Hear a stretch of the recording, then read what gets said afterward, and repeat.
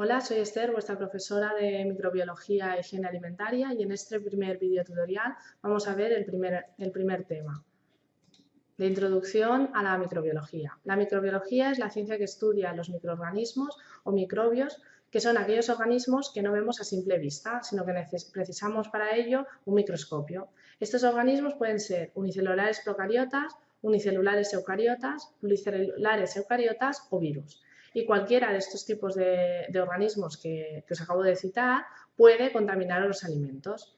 Y en función de si pueden o no contaminar los alimentos, hacemos una diferenciación que sería esta que tenemos aquí. Microorganismos inofensivos o banales son aquellos que no son perjudiciales para nuestra salud y que incluso utilizamos para hacer algunos de los productos que consumimos, como por ejemplo la cerveza, el vino o los yogures. Por otro lado, tenemos los microorganismos alterantes, que son los responsables del daño y permutaciones en los caracteres sensoriales de los alimentos. Producen alteraciones en el color, olor, sabor o textura, como por ejemplo una fruta con moho, que esto nos alertaría de que está en mal estado y no la consumiríamos probablemente. Y en tercer lugar tenemos los microorganismos patógenos, que son los causantes de las distintas infecciones e intoxicaciones alimentarias. A diferencia de los microorganismos alterantes, los microorganismos patógenos, los daños que producen la contaminación que producen en el alimento no produce unas características que podamos observar, de manera que no evitan que consumamos el alimento y nos puede producir pues, infecciones e intoxicaciones de las cuales nos damos cuenta una vez ya estamos infectados. A continuación vamos a ver los distintos tipos de microorganismos. En primer lugar tenemos las bacterias. Las bacterias son procariotas. Recordamos que la diferencia entre células procariotas y eucariotas es que las procariotas son menos evolucionadas, aparecen antes, y la gran diferencia es que no tienen un núcleo diferenciado, sino que el material genético lo tienen disperso en el citoplasma. Además, las bacterias pueden tener entre 1 y 10 micras. Una micra equivale un milímetro equivaldría a 1000 micras. Las características o las partes principales que constituyen una bacteria serían la región nuclear o material genético, DNA. Por otro lado tendríamos el citoplasma, que sería el medio acuoso que contiene este material genético, y la membrana plasmática que rodea y contiene este citoplasma. También tendríamos los ribosomas, que son estas bolitas que observamos por aquí, que son unos orgánulos encargados de sintetizar proteínas. Cubriendo la membrana citoplasmática tendríamos la pared celular, y en la pared celular vemos que hay otras estructuras, pues como pueden ser las fimbrias, los flagelos o mesosomas. Bueno, hacia adentro tendríamos los mesosomas. Estas otras características que no tienen el recuadro azul no son las que definen a una bacteria, y es por eso que no las he destacado. De manera que nos encontramos que todas las bacterias tendrán por lo menos estas partes remarcadas. Las bacterias tienen una nutrición que puede ser autótrofa o heterótrofa, según si, puede ser autótrofa o autótrofa, y la autótrofa es la que tiene capacidad de crear su propio alimento, es decir, de convertir la materia inorgánica en materia orgánica, mientras que los que son heterótrofos necesitan captar la materia orgánica del exterior. La reproducción es por fisión binaria, es decir, se duplica el ADN, el material genético, y después se divide la célula.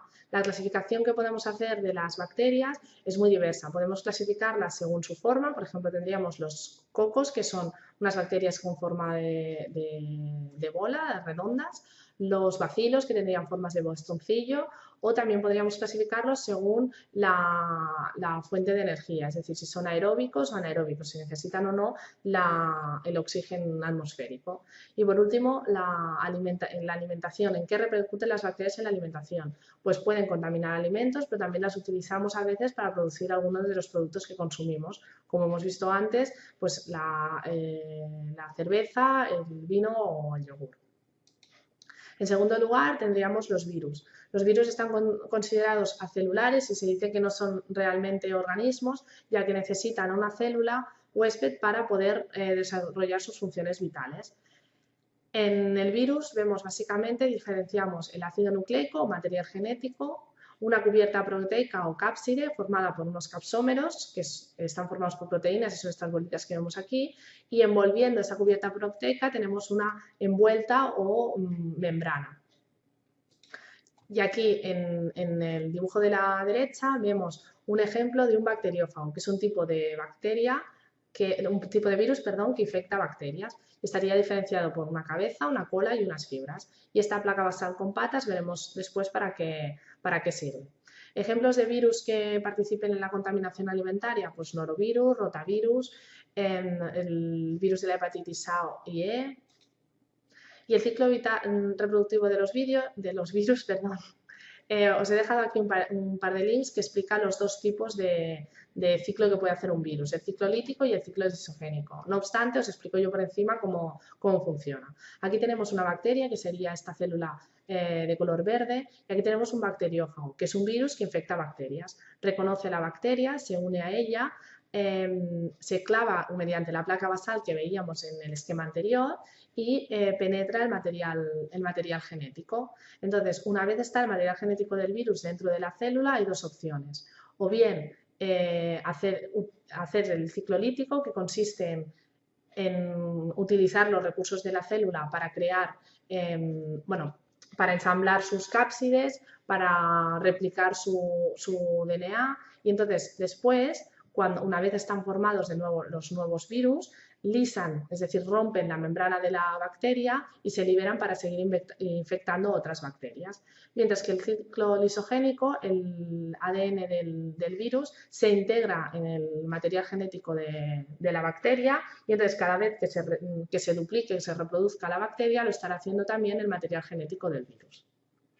En tercer lugar, tenemos los hongos. Los hongos son organismos eucariotas y como tales tendrán una membrana nuclear, es decir, tienen un núcleo bien diferenciado, tienen ADN, no hacen la fotosíntesis puesto que no tienen cloroplastos, son inmóviles y tienen una pared celular rígida que les previene de condiciones adversas. Entonces, dentro de los hongos diferenciamos los mohos y las levaduras. Los mohos serían pluricelulares, mientras que las levaduras son unicelulares. La nutrición de los hongos es heterótrofa, es decir, captan la materia orgánica del exterior. La reproducción de las levaduras es por gemación o fisión, mientras que los mohos se reproducen independientemente por esporas sexuales o asexuales. Otras características fisiológicas de los hongos serían de los mohos, que son generalmente aeróbicos, pero también pueden actuar como anaeróbicos, y las levaduras son anaeróbicas facultativas. En cuarto lugar, tendríamos los protozoos, que son unicelulares eucariotas, viven en ambientes húmedos o en medios acuáticos. La estructura de estos protozoos es la típica de un organismo eucariota, es decir, tendrá un núcleo diferenciado, una serie de orgánulos, etc. La reproducción es heterótrofa. Perdón, la reproducción puede ser sexual o asexual, y la nutrición es heterótrofa. La reproducción puede ser sexual o asexual en función de las condiciones del medio, ¿de acuerdo? Esto no lo había apuntado lo suficientemente claro.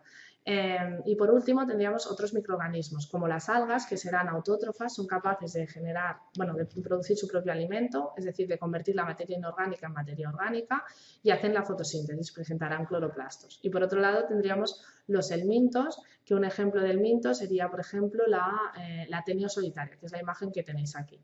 Son otros microorganismos que pueden contaminarnos los alimentos. Y bien, pues hasta aquí el primer vídeo tutorial del curso de C5. Hola, soy Esther, vuestra profesora de microbiología e higiene alimentaria, y en este primer vídeo tutorial vamos a ver el primer tema, de introducción a la microbiología. La microbiología es la ciencia que estudia los microorganismos o microbios, que son aquellos organismos que no vemos a simple vista, sino que precisamos para ello un microscopio. Estos organismos pueden ser unicelulares procariotas, unicelulares eucariotas, pluricelulares eucariotas o virus. Y cualquiera de estos tipos de organismos que os acabo de citar puede contaminar los alimentos. Y en función de si pueden o no contaminar los alimentos, hacemos una diferenciación que sería esta que tenemos aquí. Microorganismos inofensivos o banales son aquellos que no son perjudiciales para nuestra salud y que incluso utilizamos para hacer algunos de los productos que consumimos, como por ejemplo la cerveza, el vino o los yogures. Por otro lado, tenemos los microorganismos alterantes, que son los responsables del daño y permutaciones en los caracteres sensoriales de los alimentos. Producen alteraciones en el color, olor, sabor o textura, como por ejemplo una fruta con moho, que esto nos alertaría de que está en mal estado y no la consumiríamos probablemente. Y en tercer lugar tenemos los microorganismos patógenos, que son los causantes de las distintas infecciones e intoxicaciones alimentarias. A diferencia de los microorganismos alterantes, los microorganismos patógenos, los daños que producen la contaminación que producen en el alimento no produce unas características que podamos observar, de manera que no evitan que consumamos el alimento y nos puede producir pues, infecciones e intoxicaciones de las cuales nos damos cuenta una vez ya estamos infectados. A continuación vamos a ver los distintos tipos de microorganismos. En primer lugar tenemos las bacterias. Las bacterias son procariotas. Recordamos que la diferencia entre células procariotas y eucariotas es que las procariotas son menos evolucionadas, aparecen antes, y la gran diferencia es que no tienen un núcleo diferenciado, sino que el material genético lo tienen disperso en el citoplasma. Además, las bacterias pueden tener entre 1 y 10 micras. Una micra equivale un milímetro equivaldría a 1000 micras. Las características o las partes principales que constituyen una bacteria serían la región nuclear o material genético, DNA.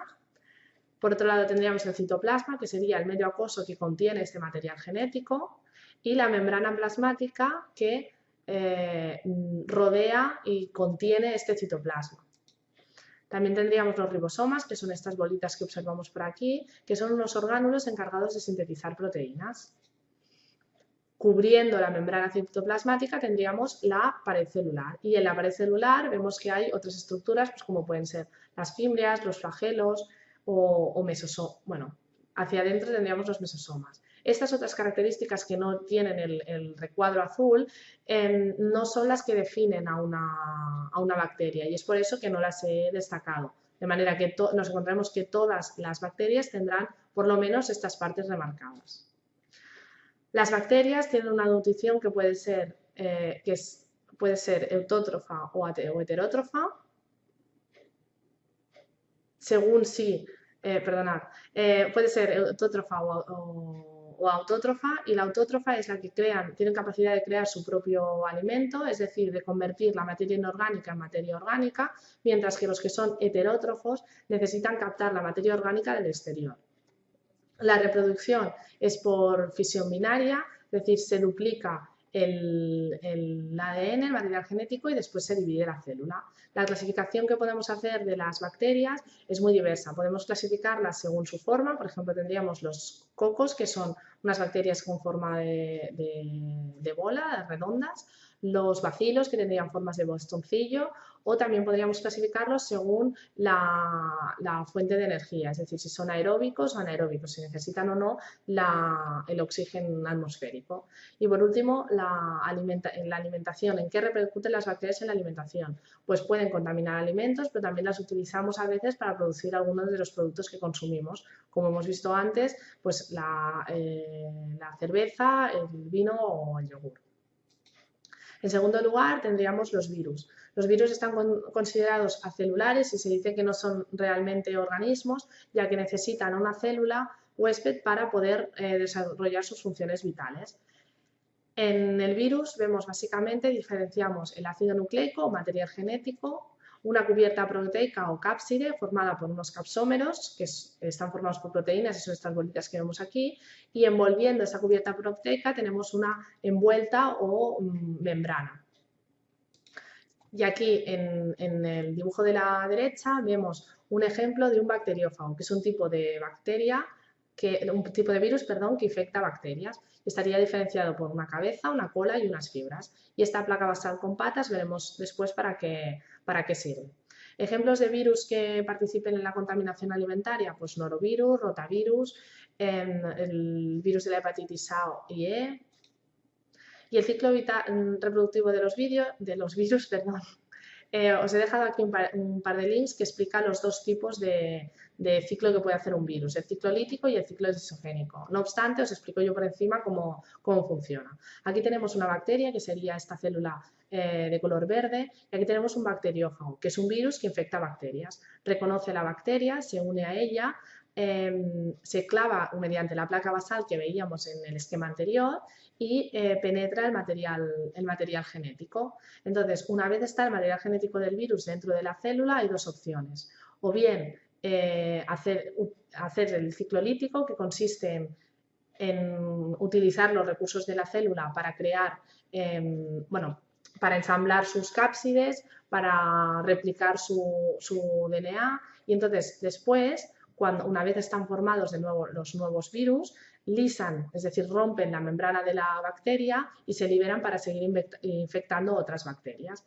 Mientras que el ciclo lisogénico, el ADN del virus, se integra en el material genético de la bacteria, y entonces cada vez que se duplique y se reproduzca la bacteria, lo estará haciendo también el material genético del virus. En tercer lugar, tenemos los hongos. Los hongos son organismos eucariotas y como tales tendrán una membrana nuclear, es decir, tienen un núcleo bien diferenciado, tienen ADN, no hacen la fotosíntesis puesto que no tienen cloroplastos, son inmóviles y tienen una pared celular rígida que les previene de condiciones adversas. Entonces, dentro de los hongos diferenciamos los mohos y las levaduras. Los mohos serían pluricelulares, mientras que las levaduras son unicelulares. La nutrición de los hongos es heterótrofa, es decir, captan la materia orgánica del exterior. La reproducción de las levaduras es por gemación o fisión, mientras que los mohos se reproducen independientemente por esporas sexuales o asexuales. Otras características fisiológicas de los hongos serían de los mohos, que son generalmente aeróbicos, pero también pueden actuar como anaeróbicos, y las levaduras son anaeróbicas facultativas. En cuarto lugar, tendríamos los protozoos, que son unicelulares eucariotas, viven en ambientes húmedos o en medios acuáticos. La estructura de estos protozoos es la típica de un organismo eucariota, es decir, tendrá un núcleo diferenciado, una serie de orgánulos, etc. La reproducción es heterótrofa. Perdón, la reproducción puede ser sexual o asexual y la nutrición es heterótrofa. La reproducción puede ser sexual o asexual en función de las condiciones del medio, ¿de acuerdo? Esto no lo había apuntado lo suficientemente claro. Y por último tendríamos otros microorganismos como las algas, que serán autótrofas, son capaces de de producir su propio alimento, es decir, de convertir la materia inorgánica en materia orgánica, y hacen la fotosíntesis, presentarán cloroplastos. Y por otro lado tendríamos los helmintos, que un ejemplo del minto sería, por ejemplo, la tenio solitaria, que es la imagen que tenéis aquí. Son otros microorganismos que pueden contaminarnos los alimentos. Y bien, pues hasta aquí el primer vídeo tutorial del curso de C5.